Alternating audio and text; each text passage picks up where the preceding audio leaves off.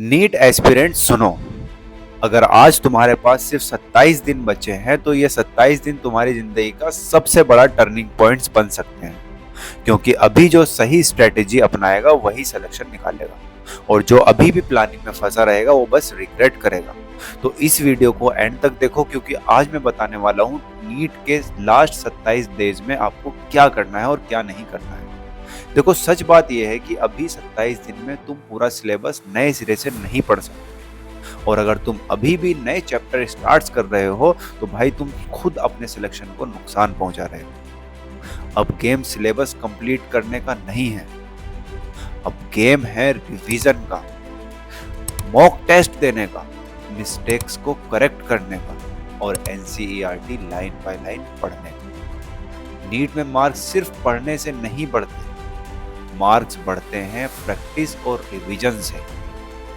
सबसे बड़ी गलती जो 90% बच्चे करते हैं नीट के लास्ट डेज में, मैक्सिमम स्टूडेंट्स ये करने लगते हैं, नए नोट्स बनाना शुरू कर देते हैं, नई किताबें पकड़ना शुरू कर देते हैं, रैंडम यूट्यूब लेक्चर्स देखना शुरू कर देते हैं, टेस्ट देना तो ऑलमोस्ट बिल्कुल बंद कर देते हैं। दिन भर सोचते रहते हैं कि सिलेबस अभी बाकी है, और फिर बोलते हैं कॉन्फिडेंस नहीं आ रहा। कॉन्फिडेंस ऐसे नहीं आता।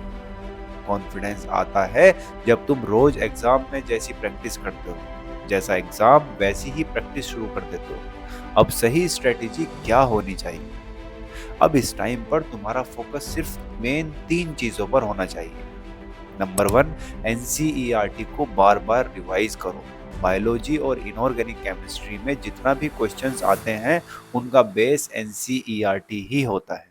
अगर तुम एनसीईआरटी छोड़ दोगे तो नीट में मार्क्स भी नहीं आएंगे। नंबर 2, मॉक टेस्ट से भागना बंद करो। मॉक टेस्ट तुम्हें डराने के लिए नहीं है, मॉक टेस्ट तुम्हें एग्जाम के लिए तैयार कराने के लिए।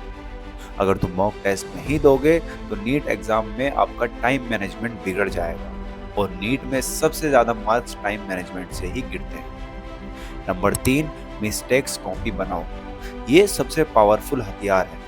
हर टेस्ट के बाद जो गलत हुआ, जो आपने गैस किया, जिसमें आपने तुक्का लगाया, या जो क्वेश्चन आपका डाउटफुल में था, उन क्वेश्चंस को एक कॉपी में लिखो और हर 2-3 दिन में उसी कॉपी को रिवाइज करो। सिलेक्शन पढ़ाई से नहीं होता, सिलेक्शन गलती सुधारने से होता है। तो अपनी गलतियों को सुधारो।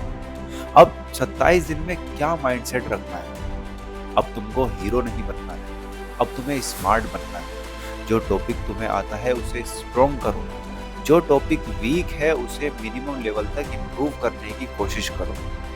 लेकिन इस समय सबसे जरूरी है आपको डेली रिवाइज करना है, डेली आपको एमसीक्यूज की प्रैक्टिस करना है, रेगुलरली टेस्ट को देना है और उसको एनालाइज करना है।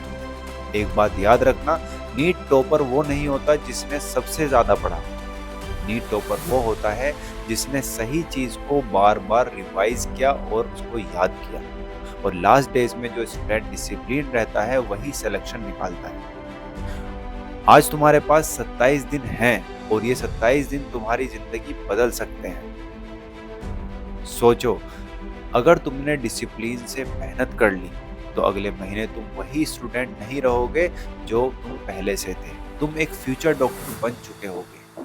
और याद रखना, नीट सिर्फ इंटेलिजेंट लोग नहीं निकालते, नीट को वो लोग निकालते हैं जो लास्ट तक लड़ते हैं, लास्ट तक प्रैक्टिस करते हैं, लास्ट तक अपनी मिस्टेक्स को एनालाइज करते हैं। और इम्पोर्टेंट बात, हम जल्दी ही नीट की कंप्लीट लेक्चर सीरीज स्टार्ट करने वाले हैं, जिसमें हम 0 से लेकर एडवांस लेवल तक पूरा सिलेबस कवर करेंगे। अगर तुम भी नीट 2027 की तैयारी करना चाहते हो तो कमेंट्स में ज़रूर लिखो नीट 2027।